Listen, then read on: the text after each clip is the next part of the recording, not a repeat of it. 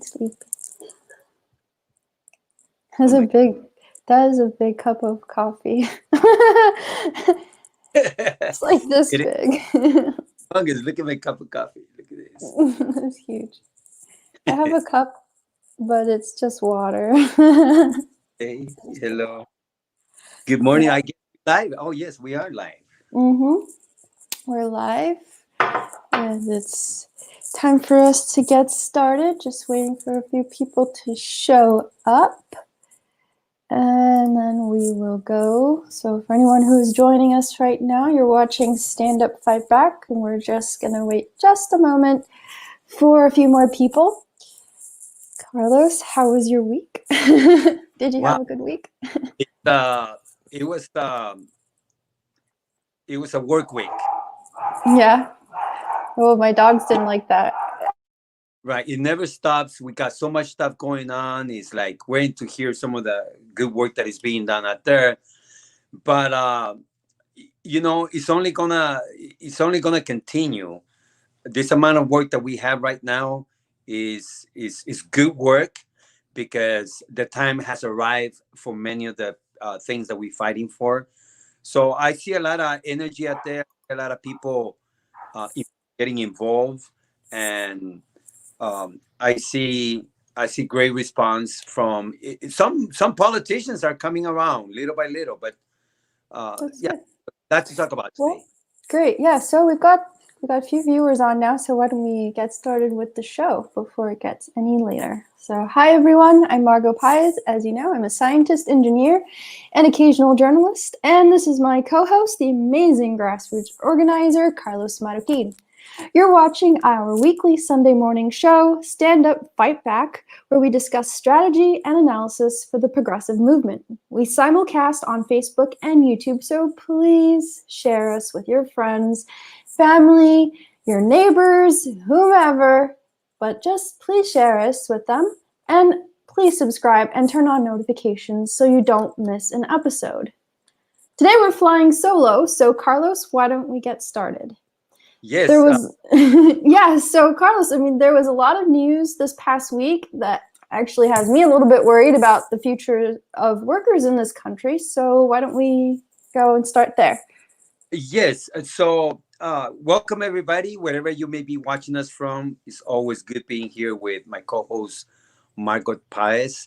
A lot of great things are happening, but we need to keep our eyes focused on the issues that we care about.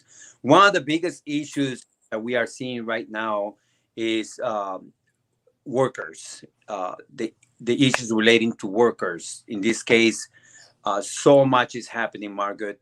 um, Over the week we are seeing push from both sides. And when I mean both sides, you have corporate pushing, and then we have the labor movement pushing, trying to uh, get footing on the door and do more for workers. But no matter how things are happening right now, and the work that is being done to for workers' rights, etc., we have to remember that there is millions of people out there suffering.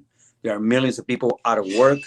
There are countless of people that are struggling and have no income coming in, or very little income. There is changes took place, you know, in our lives when the coronavirus hit it. Immediate changes to a lot of people. Some gradually have seen the changes taking place.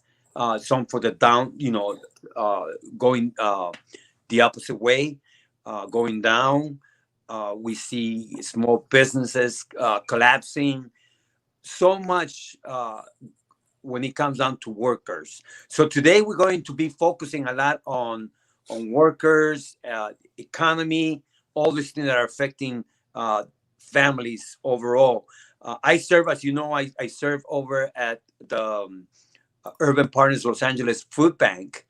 And Margot, when you see the faces of these people, these are working people. These are working people, and they're spending 6, 7, 8, 10 hours, sometimes 12 hours in line so that they can receive groceries. it speaks volumes. It tells you a lot. Uh, I have not seen the line decreasing, but rather the opposite. It's increasing. I see different faces that come in there. But I can tell you one thing: these are working class. This is the working class, and with little resources available to them, many of them do depend on food banks like Urban Partners Los Angeles, because if not for the food bank, they have nothing. They have nothing. So that's what we have right now. I think that a lot of things are happening, Marco. Uh, some uh, some fights we're seeing right now are very visible at on the media, on the news media, the outlets, cities developing their own strategic planning on how they're going to be protecting some of the workers. But we also see the labor movement rising up and doing the best they can with what they have right now. Yeah, so some of the things that I saw this week that seems, well, that does directly affect workers.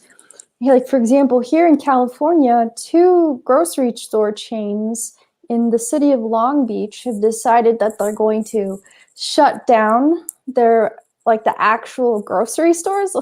And this is Kroger, and I believe Kroger out in California owns Ralph's. So Kroger has decided, because the Long Beach City Council mandated a 120-day increase of $4 an hour for employees, that, you know, we're going to protest this, and we're going to teach you, the city council, a lesson by shutting down our grocery stores. I mean, Carlos, I mean, how is this fair? These are frontline workers. All they were asking for is to be paid what they deserve, and minimum wage is not even enough for what they deserve for putting their lives on the line. There were, during the peak of this winter outbreak here in California, uh, there were lots of outbreaks at grocery stores, including Kroger. So, I mean, why is this happening? Well, let's look at this in two ways. One, we have to open it up nationwide. Workers have been under attack. There was no plan whatsoever to protect frontline essential workers. We saw that the Trump administration had nothing in plan to protect them. You know, they pretty much, he sided continuously with corporations, including removing some protections that workers had in order for them to push, you know, whatever help they said they were providing in response to the pandemic. But everything was undermining the workers. Now, look, Long Beach did a good thing. The city of Long Beach, um, Mayor Garcia, City Council, they say that it was fair, based on a lot of different factors, that workers should receive an extended $4 heroes pay, and that was the right thing to do. And part of the reason why this was being done as well is because companies like Kroger and many others have benefited from financially benefited from the crisis. They are bringing in record numbers of profit, but they're not willing to share that. They're not willing to extend a little assistance and gratitude, if you will, to the frontline workers that risk their lives. They risk their lives. When the pandemic first hit, and this is why I wanted to bring it closer, you know, we have a nation crisis, but closer to home. When the crisis first started, we nobody knew how bad it would be. People were scared, but frontline workers like grocery workers had to go to work, had to be there, and those are some of the issues.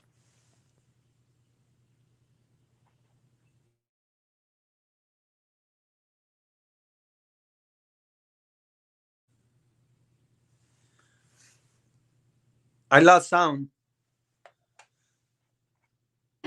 I had myself on mute there, but I'm back. Oh, Carlos. Carlos, it's not you. It was me. I don't know where. Okay. Well, Carlos, are you there? yes, I am. Yes, I am. Oh, okay. I can't see your Oh, there you are. You're back. Okay. Sorry, I had myself on mute, everybody. My fault. Okay, but so this isn't the only thing that happened this week that's affecting workers. I believe it's a warehouse in Alabama that was trying to unionize. This is an Amazon warehouse. They run into, according to The Guardian, very tough opposition from a company who, like you said, has seen skyrocketing profits. And here, these workers, all they're trying to do is unionize themselves so that they can have an opportunity to fight for a decent wage. So, I mean, we see this happening throughout the pandemic, and it looks a little bit like the pandemic has become nothing more than an excuse for corporations to consolidate power, consolidate money, and further attempt to crush the power of the working class. So, Carlos, you're excellent as a grassroots organizer. You know a lot of people who work in labor organizing. I mean, what can be done? What needs to be done so that workers are no longer treated like this, especially when they are most vulnerable right now? Let's remember that the labor movement has done an outstanding job defending the rights of workers. They have fought for benefits. They have fought for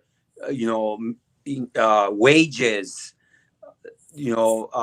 They fight for uh, your work environment, making sure that you have a safe working environment, things like this. So, but also over the years, we have seen an attack against labor. We have seen, you know, tactics that corporations have used to discourage and to do away with labor because they want more. And it is no secret. They just want more. So what needs to happen right now is we need to take several things into account. The fact that workers are always at risk of being taken out, jobs taken away, uh, benefits taken away. So we know that that's happening, and that's a constant battle. We need to continue to promote unions, labor. We need to hold some of our union brothers and sisters that are leaders of some of the unions, hold them accountable so that they can fight for stronger uh, benefits to union members. Uh, so I think that what I'm seeing right now is a rise from the labor movement, but we have a big pushback by corporate America against unionizing. Point in case, Amazon. That's a classical example, you know.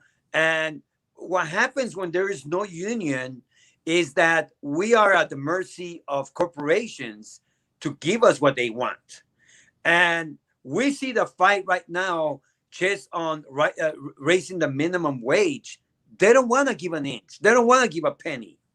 They don't. So without a union, these things become even more difficult, and you're literally at the mercy of the corporations to give you what they think you deserve. So this is why it's going to be critical, important that union workers unionize and seek every opportunity to form unions and to seek every opportunity to increase some of the uh, benefits that we should be able that workers should have. We should be continue to fight this good fight. It's a good fight because it is for workers and their families who stand to benefit by any work that the labor movement does. So we gotta have strong unions. We have to have strong union leaders, and that's what I see right now happening in the labor movement. And like I said, to to all those union members out there. You do a great work wherever you serve, whether you're a grocery worker, whether you're working cleaning offices, whatever you may be doing, uh, unions are fighting for you, and we need to form those unions. Yeah, so I guess it seems like this is the labor union or the labor movement is starting to grow. We're starting to see leaders, but it's not there yet. It's not what it used to be. Like, for example, the last time we had a crisis, like a big crisis like this, was the Great Depression. In that time, things were different because we had strong labor unions. We even had communist and socialist parties in this country. And because there was such a strong labor front that could put pressure on then President Roosevelt, we saw a lot of really positive legislation come out. We saw, like eventually the GI Bill. We had all sorts of things. All of the acronyms that came out of that to put people in job, to get people working under the government. Of course, it was not. Unfortunately, it was not spread across equally. A lot of anyone who wasn't white during that period really didn't benefit, but the motivation was there, and it came from the labor movement. Now we're here 2020, 2021, and what do we have happening now with Joe Biden as president, and what's going on in Congress right now to help people, to help the workers? Well, uh, it's interesting because I believe strongly that unions have more influence in this administration than in prior administration. So that's one thing that we have going, and hopefully, the Democratic Party, the Biden administration, will capitalize on this and do more to make unions stronger, to to elevate the positions of the unions, because they are the ones fighting for the workers' rights. Uh, this is the concerns that I have in the politics when it comes to workers, is the fact that you know it's been a long time since you've seen any major fight by the Democratic Party. Uh, and I'm talking about major fight because there's a lot of talk on, let's say, $15 an hour. Some of the centrist Democrats are actually against raising the minimum wage. That makes it very difficult for unions to be able to deliver in the promises. So we got to look at that as well. But Margaret, uh, everything really starts in the bottom. Is how we, the workers, put demands, with our unions to our government. And I think that we're in a good position to do something major, but we are cautiously being very cautious to allow any administration to keep giving us Kool-Aid. We need real changes. We need real protections. You know, we're talking about $15 an hour. It should be a lot more. It should be double the amount. But we cannot even get $15 an hour. So I am hoping that we have some Democrats that will have a spine and that will actually stand up for workers and do everything they can, even if it means they may lose their job, because they're standing up for the people. So I think that right now everybody's watching what everybody's doing, what the labor movement is doing, what the Biden administration is doing. Uh, you know, People are paying attention. And there is a clear opportunity for the Democratic Party to do something significant, you know, uh, during the pandemic, and not continue to give us, watered down benefits or assurances. We need something real. We need something that we can grab to. Yeah. So it's good that you mentioned the $15 minimum wage, because right now it is part of the COVID stimulus package, the COVID relief package that is going through Congress right now. And really, I think because of the pressure from Bernie Sanders, the lone true progressive in the Senate, it's still there. But Biden has already signaled that there's a chance that this $15 minimum wage may not survive the discussion, the debates, whatever amendments that finally formulate the final bill that ends up at Biden's desk. And this is a little bit worrying because he's already seeming to contradict Bernie Sanders, starting to kind of get people ready for disappointment that they are probably not going to get this minimum wage raise. I mean, here we are in the middle of a pandemic. This guy, Joe Biden, came in saying that he was going to do all sorts of stuff. He was going to be different from Donald Trump. I mean, of course, it's not hard to be different from someone who's a total psychopath. But I mean, if you're not willing to raise the minimum wage for workers, what are you thinking? Like, how do you think you're really going to help people? And I don't want to undermine the fact that it exists right now in the stimulus package, because that is really important, and thank you, Bernie, for standing out there and demanding it, even though he's already had to compromise in order to keep it by saying that, well, we will incrementally get to $15 over like 5 years or something, which also, and that is a bit ridiculous too. But I mean, that's like the compromise that he's had to make just to keep it in there right now. But it's what are they thinking? Like, how do they think they're going to stay in power if they're not helping the American people? I mean, if people continue to be pushed into poverty, to continue to be alienated, how does he think that he's going to be reelected in 4 years? Right. I mean, this is the things that the Democratic Party is going to have to deal with, because right now the country's, in a major state of crisis. Workers are hurting really bad, and we need leadership. We need to show that the Democratic Party has a spine, or do they have a spine? That's the question. Will they be continuing to compromise with the Republican Party, or with centrist Democrats that don't want to push too hard because they may offend their donors, or their or corporations.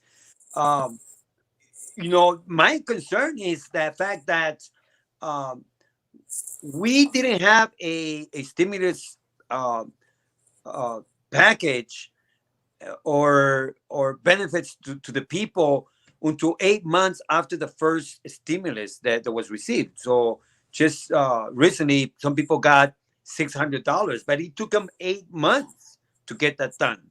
Now that we have the Democrats in power, let's see what they're going to do.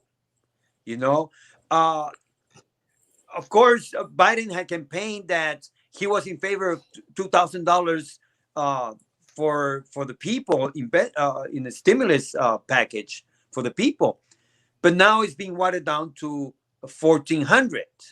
He said that he's stuck in that, and that's fine. But the likelihood, and I need people to listen to this because this is very important.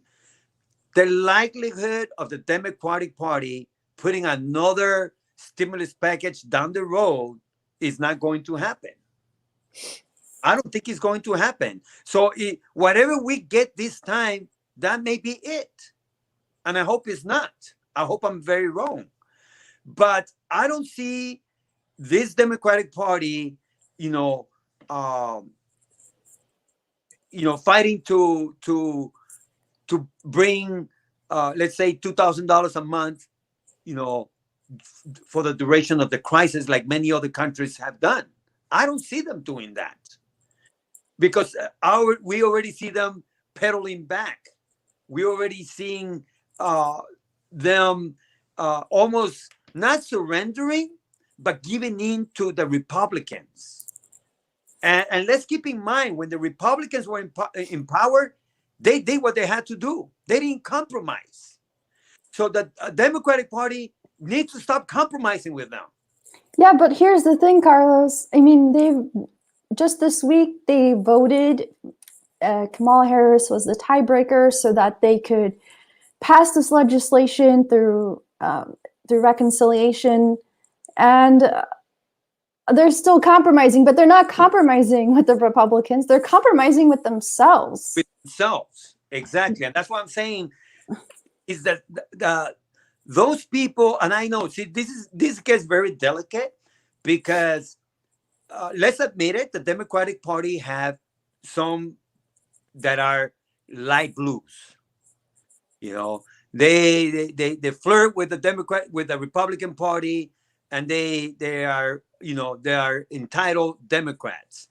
So the reality is that those people on the left are really a minority, because when you have the right and then you have the centrist, that's the part that weakens the Democratic Party, because you have more leaning towards the right than to the left, which means that more are likely to support corporations, the corporate mind of capitalism, than, you know, the economics of the poor, of the working class. So this is why they compromise so much, because they are really the majority. So excuse me, the minority. So they are forced to have to compromise. That's what I think is happening. But what is at stake right now is that since the pandemic, we have not had, and I keep in mind that Trump was in office, but we have not had something that we will be able to point to and say, out of this entire crisis that the nation was put under, we don't have not one thing that we can point to and say, at least we got that out of the crisis. We should be able to come out of here with Medicare for all. We should be able to come out of here with increase of minimum wage, and have, you know, more protection for workers. We should be able to come over here out of this with a strong economic package for small businesses and our, you know, Black and brown communities that have been plagued by racism that was literally shown to the world during the pandemic, because the people that are suffering the most are the communities of color. We have the issues of housing, we have the issues of homelessness, we have the issues of debt that no one is talking about, because debt, due to the pandemic, is a major crisis. People cannot pay their rents. The landlords are going to want their money at some point. And we can go from having moratoriums to moratoriums on rent.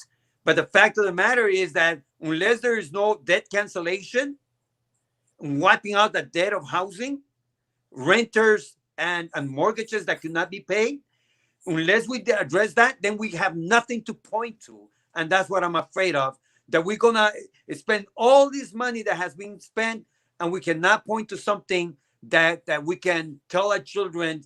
We have, for example, Social Security because of the crisis that the nation went to. We have these benefits, you know, because again, the nation got together and was able to come up with a policy or a plan or a benefit for the crisis, during that particular crisis that the nation faced. What do we have to show for right now? Nothing yet. Yeah, exactly. We have nothing, and I'm worried that after this legislation, we still will have nothing. And I want to just throw out a few more statistics here, because I really want to drive home this point that, you know, about how workers are suffering, because workers were suffering before the pandemic. You think that workers have been doing great since the Great Recession of 2008? No, I mean, After the Great Recession, after that happened, the jobs that came back were not as good as the jobs before. So this statistic says that 40% of American adults were already struggling to afford at least one basic necessity before the pandemic. And I'm taking this from a David Sirota article. He also writes that a stunning 78% of full-time workers, including almost 10% of those earning $100,000 a year, were living paycheck to paycheck. And what is happening right now in Congress, within the Democratic Party, is that you have these conservative Democrats who are now trying to means test this $1,400 check that you were just talking about, Carlos, that originally was promised to be $2,000, and it is now chopped down to $1,400. Now they want to means test it and say, oh, if you make more than $50,000, you don't deserve this because you're too rich. And thankfully, though, we have seen progressives in Congress, including AOC, members of the squad, and especially Bernie Sanders, going out there and calling out these conservative Democrats and saying, this is the most ridiculous thing I have heard. You don't even know what you're talking about, because the reality is, as Bernie Sanders pointed out this week, that this income is based off of either last year or the year before, 2 years ago, income tax, because people have not even filed their income tax for 2020. So we don't even know how many of the people who were in a higher bracket have lost their job. And another thing that he pointed out is that, you could be making, let's say, $75,000, but maybe you have 5 kids. I mean, those are a lot of kids, and they're staying at home now, and they have other needs, things that you have to provide for them that you didn't really have to think about when they were at school. And it's just totally ridiculous that there's this mean testing going on. My solution to this, Carlos, on the electoral level, is that the progressives in Congress, because they have so much star power, I think actually they should split from the Democratic Party and form their own party. Because for one thing, I think that if they did it, because they have a lot of national star power, that they would bring in a lot of people, rather than, there's a lot of discussion, or either they jump on a bandwagon that already exists, like the People's Party. Because I think it would catch fire much faster than if, we're trying to do this like on a grassroots thing. If they just said, what, screw the Democratic Party, we're going to start our own party, and this way we're already in Congress, so when we run, we already gave our new party legitimacy. Imagine that. I mean, that Bernie Sanders, AOC, Ilhan Omar, Rashida Tlaib, Pramila Jayapal, Bowman, Cori Bush. Imagine if they all got together and started their own party while they were in Congress.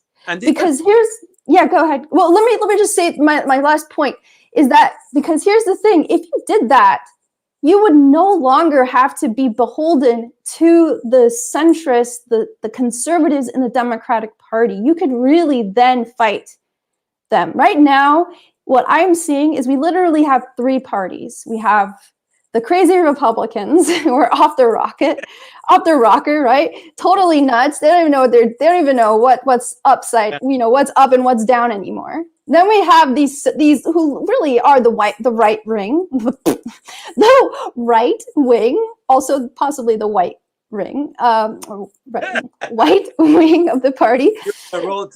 Ooh, yeah. We have these very conservative Democrats. That's another party. They really are like not progressive. They're not really left of center either.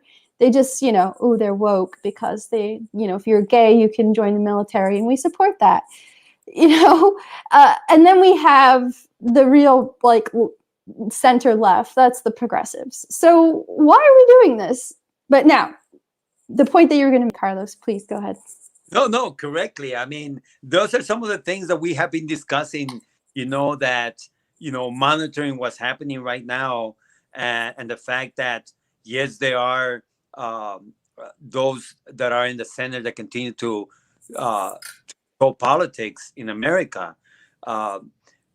let's realize that now, right now, there is good numbers. If the squad wanted to, you know, to say we are creating a true progressive party or whatever whatever you're gonna call it, and have not only the numbers to start competing, but it will drive those people that are in the middle between the left and the right. They're not to the center, but they like lukewarm left. You know, you will force them to make decisions, and hopefully to join, this new progressive party. So that's one idea. But the fact of the matter is that, a lot of the support that needs to happen from the ground is split. So we have to also think about this, because as much as we want to see a third party, we need to get our act together as progressives, and we need to quit fighting each other, and we need to understand that, or at least try to understand that those people right now that are sitting in Congress, that represent our voices, they need our support. And I think that if we can start this kind of conversation towards letting them know that we have their backs, it may encourage them to make this kind of decisions. Because I believe that the AOCs, the Cory Bushes, all these great progressives are very smart people, and they read they read their base really good, you know. But they need to know that they have support from the ground.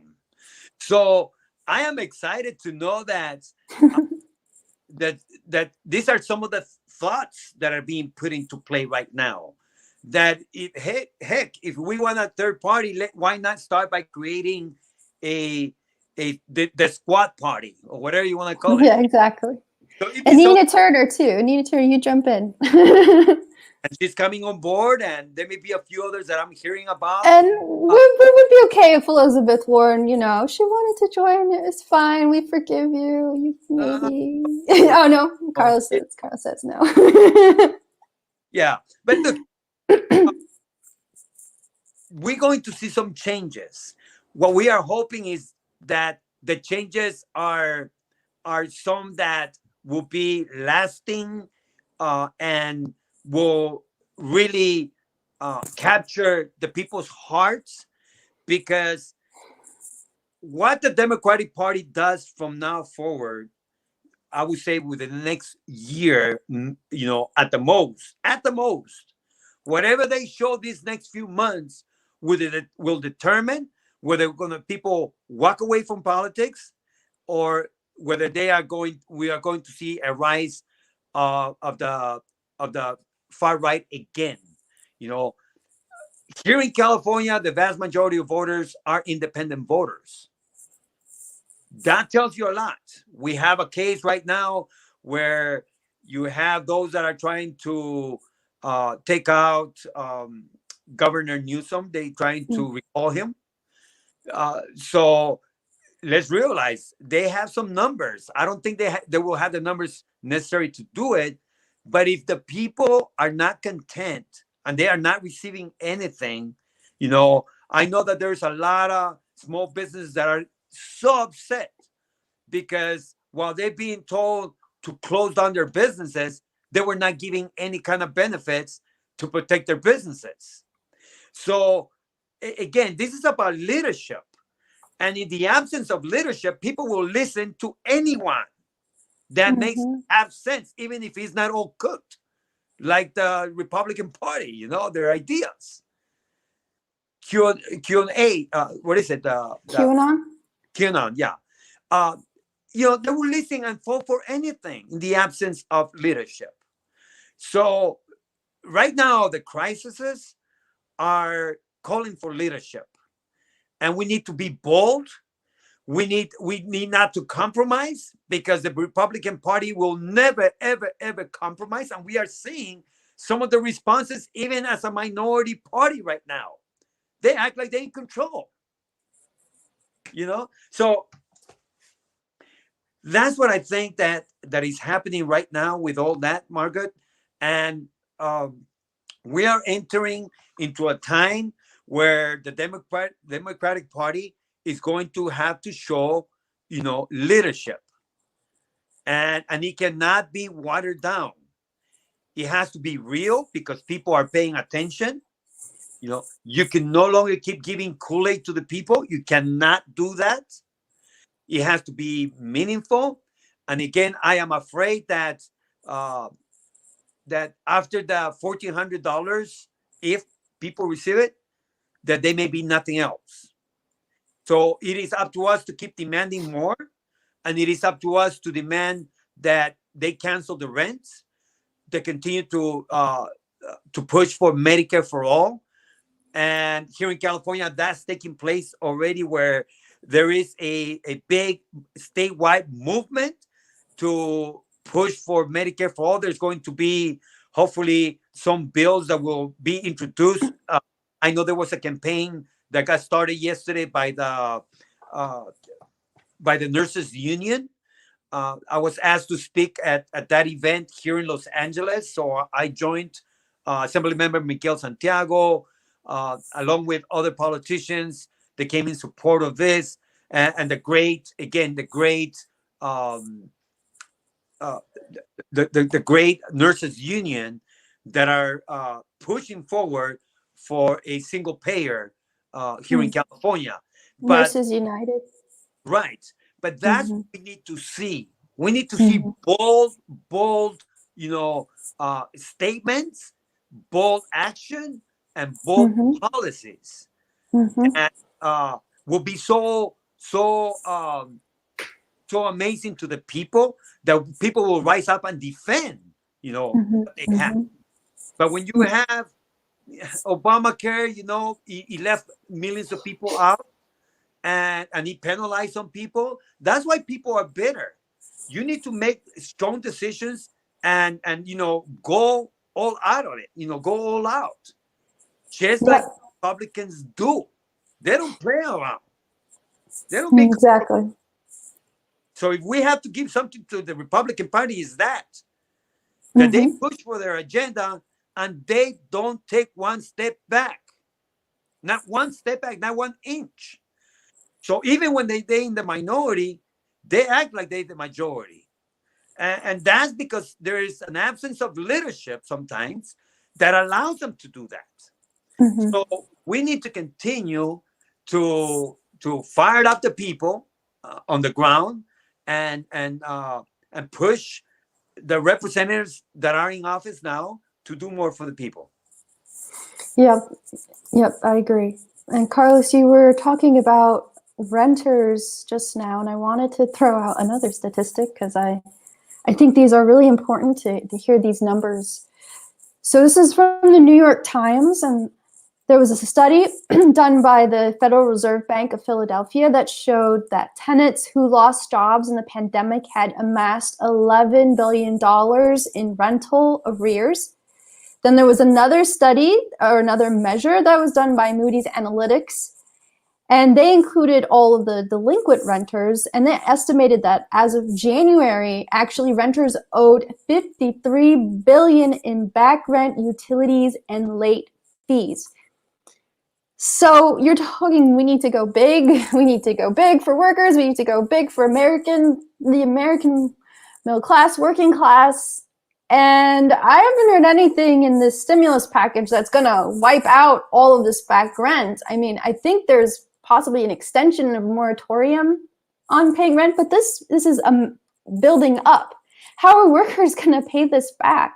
So I'm really worried. I mean, I think that you said touched on all the right points, that we need to push. Obviously, workers need to push, but if the politicians at the top do not meet the workers somewhere where that it keeps them out of poverty, then we really do face a terrifying prospect of having somebody who is much more competent than Donald Trump coming into power in 4 years. And I don't even want to think about that, because I think living under the dysfunctionality of Donald Trump has been traumatizing for the entire country. For 340 million people have been dealing with trauma for a year now. But I'm just very, very worried. And you said it, right? Doesn't look like there's ever going to be another package after this. The Democrats, it seems like they're going to do this. They're going to pat themselves on the back, whatever comes out of it. They're going to say, we did a job well done for the American people. And Bernie was saying that after this package is done, they're going to do another one related to infrastructure and climate change. But we have to if we can't go big on this, are we really going to expect them to go big on these other really important issues? So Carlos, I need you to pump me up here, because I'm feeling a little bit discouraged this week with what I'm seeing in the details here. Right. This is the fact that we are facing, is that Democrats have to make a decision who they're going to stand with. They cannot tiptoe around the tulips and play like they, good people, if they don't come out with strong policies and a resolve to protect the workers. This is what gets them into trouble. This is why a lot of people don't trust the Democratic Party. Unless, again, and I'm not seeing this right now, and I'm really concerned, even the stimulus package right now that is presented should be double, triple of what they're offering. Democrats are starting on the low end. They need to go high. When Donald Trump issued his own economic packages, it benefited corporations immensely. So why are we going to take pennies? You know what I mean? Why are the Democratic Party going for pennies? Go for the kill. Do the big thing. This is why, when you look at the homeless crisis, this is exactly why we have a homeless crisis. It's because they put out these little band-aids that do nothing. They need to come in strong. They need to be forceful, and they need to be able to create a situation that is so powerful that people will love it, because it protects them, it protects their families, it gives hope to the people. When you put in moratoriums, I can tell you this right now, on all these rent moratoriums, all it's doing is extending the agony and the pain, because financially nothing has changed for the people. A lot of people still don't have jobs to go back to. How are they supposed to come up with the money? So this is exactly what we're saying. There has to be very bold decisions made by this administration that will, erase any bad feelings that people have towards the Democratic Party because of lack of leadership. People want to see leadership, and what we are seeing right now, in my opinion, is not coming strong enough at all. It's weak, and people are seeing right through it. People need hope right now, just like you were feeling right now. It's like, help me out, Carlos. It's like, that's what the people are saying right now. Help me out. Give me something to hold on to. Give me assurances that I don't have to worry about my educational or my education bills anymore. Wipe it out. Mm-hmm. Let's get this behind us. That's bold,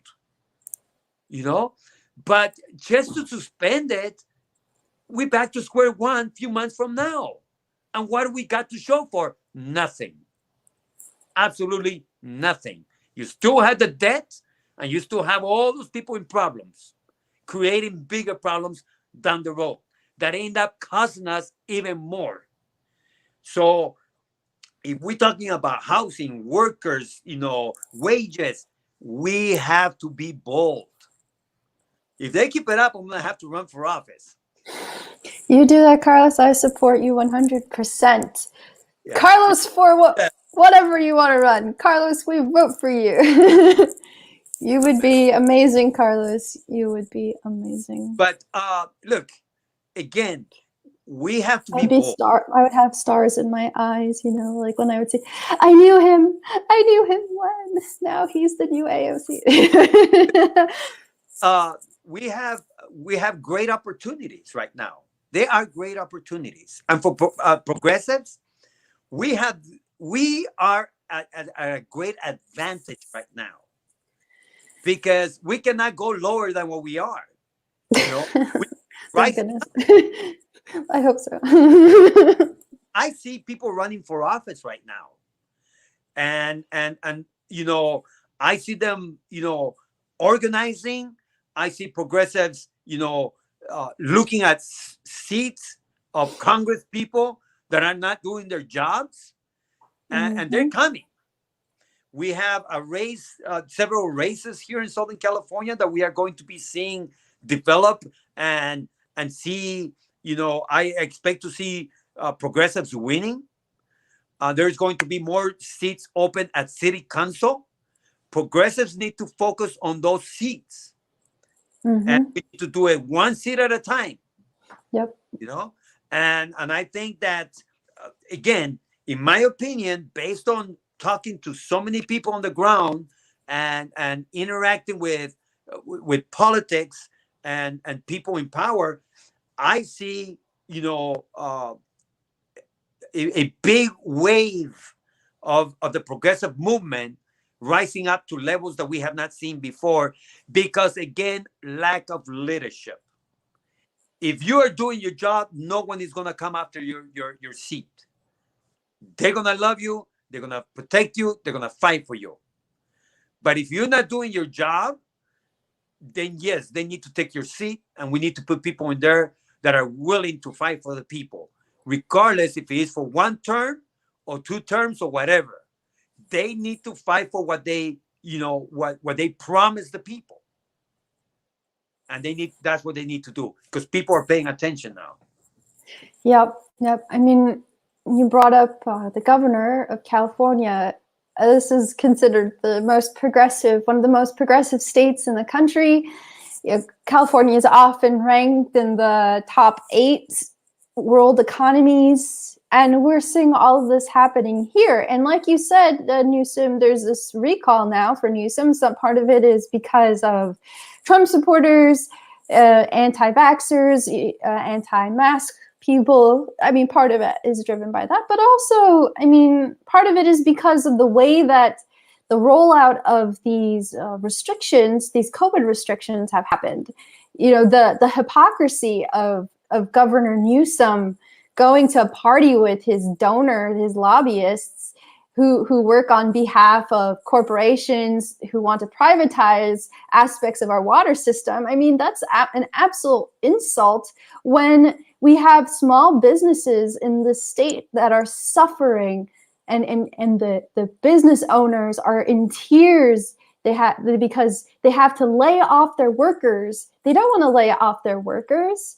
I mean, and the dysfunction here, when they approved this grant for the small businesses, like the website was horrible to use.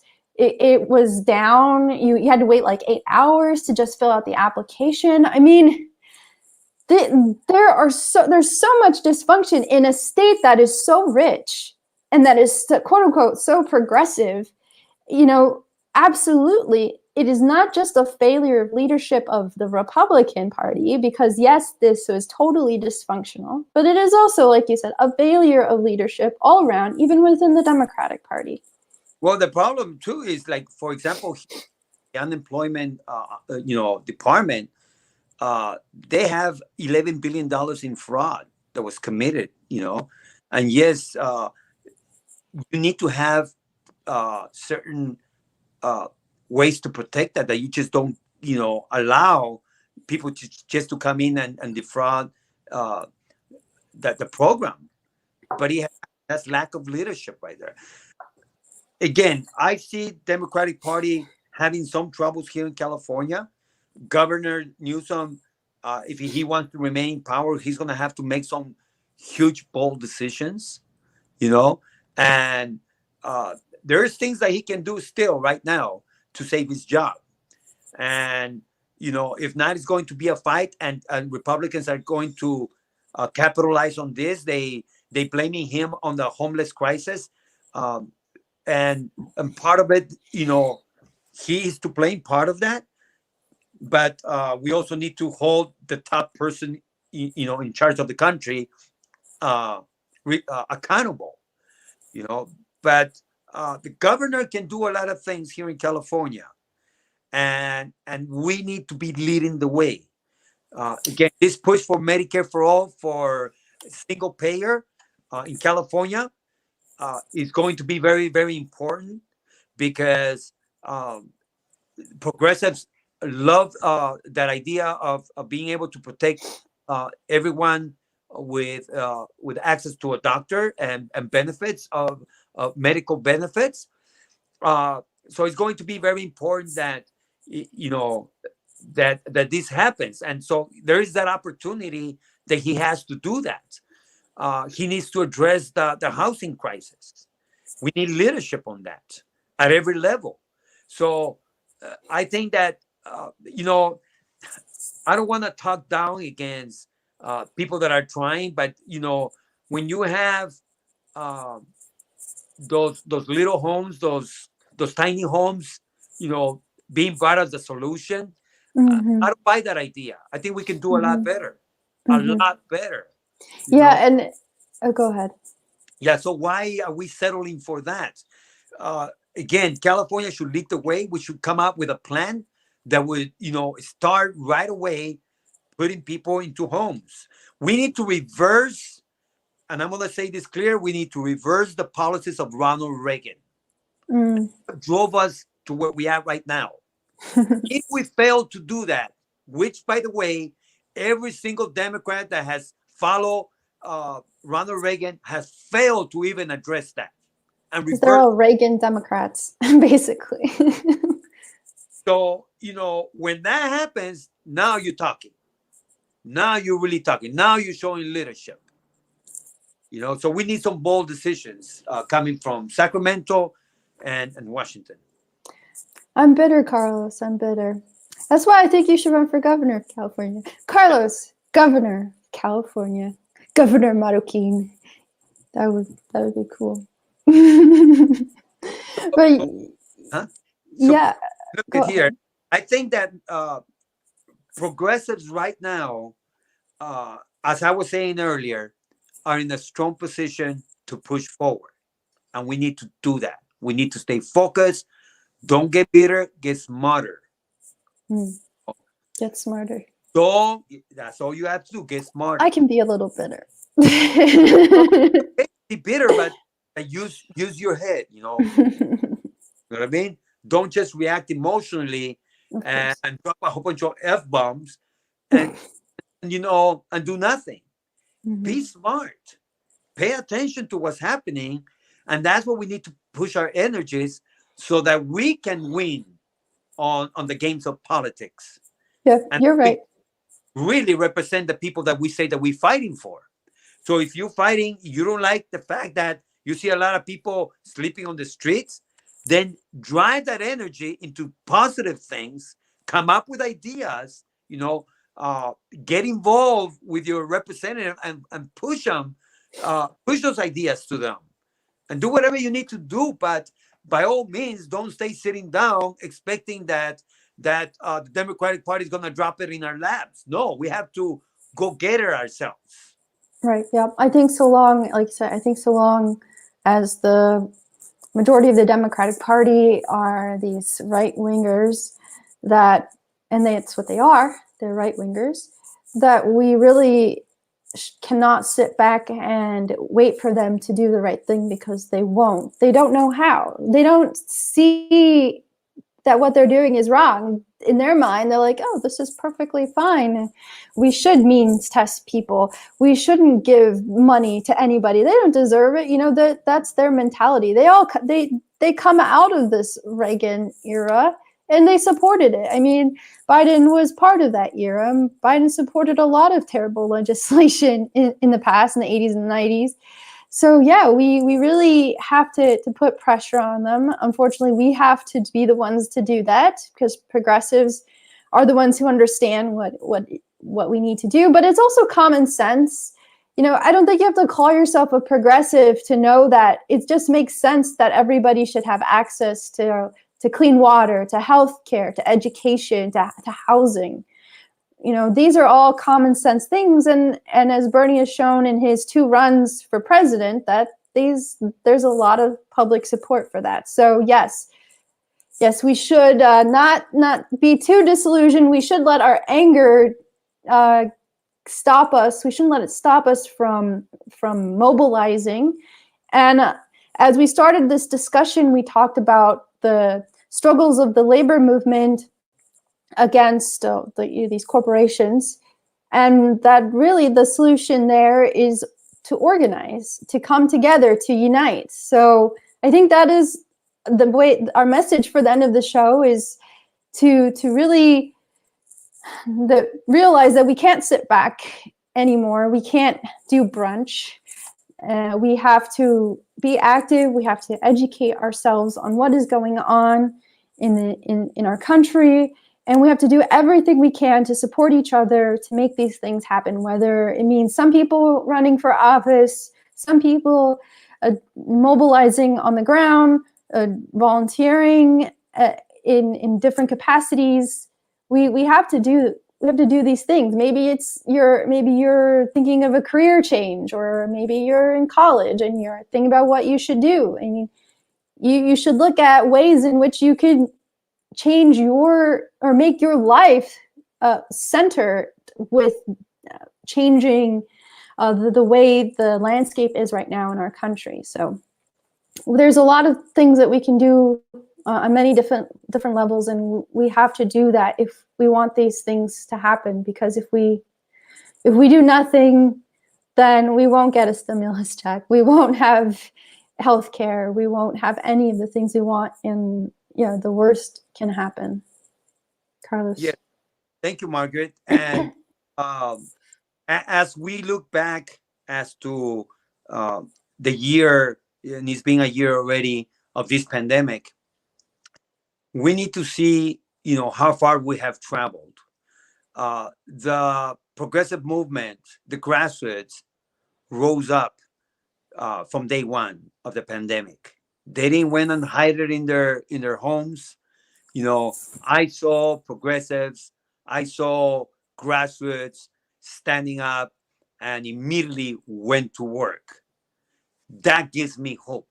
That should give you hope that we have people that care, that we have people that will put their lives on their lines for others. That is good news. That is inspiring. That is what we want to see, in response to any kind of crisis.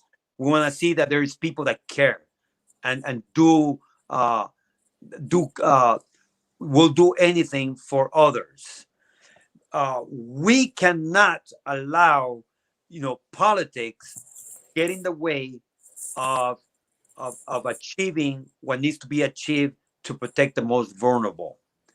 If the government will not do it, we have to step in. We have to do it.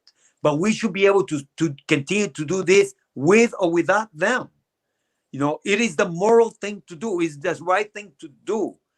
When we see our neighbors suffering, when we see people not being able to have just the necessities of life, we got to step in. We should not be asking permission.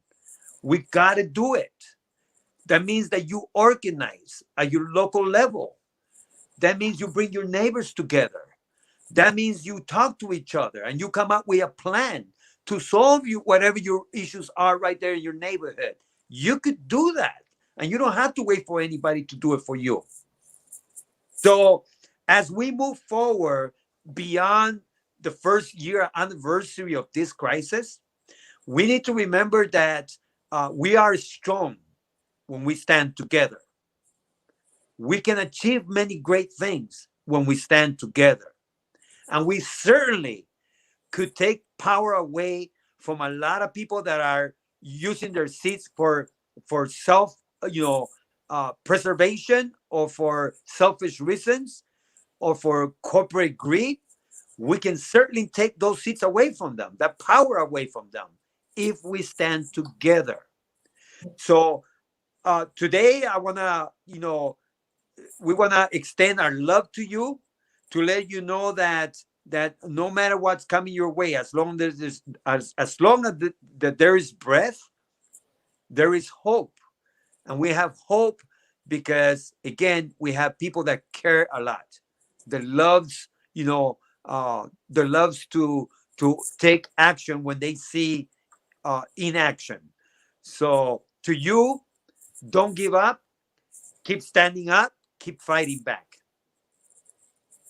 Thank you, Carlos. That's a wonderful way to end the show. So thank you, everyone, for watching. It's been wonderful spending this hour with you, and we'll be back next week. We should have a special guest with us then. So just to remind you, you've been watching Stand Up, Fight Back. I'm Margot Pius, co-host, and over here, no, I never get this right. Oh, God, there we go. Over on this side, that's Carlos Marroquin, our other co-host of this wonderful show, who we all agreed today should run for office. Mayor of Los Angeles. I think that one could be good too. So thank you once again. Please share it with your friends, your family members, your coworkers, your neighbors, the guy down the street, your favorite restaurant owner, and let them know that we have this show on the Bernie Sanders Brigade page at 10 a.m. Pacific time, 1 p.m. Eastern time, and also simulcast on YouTube at Insight Out News. We'll see you again next week. Please stay safe, stay healthy, and wear a mask. Thank you, everyone. We'll see you again next week. Goodbye. Oops. Ooh, I'm having bad tech issues today. Let me push this button. Okay, good.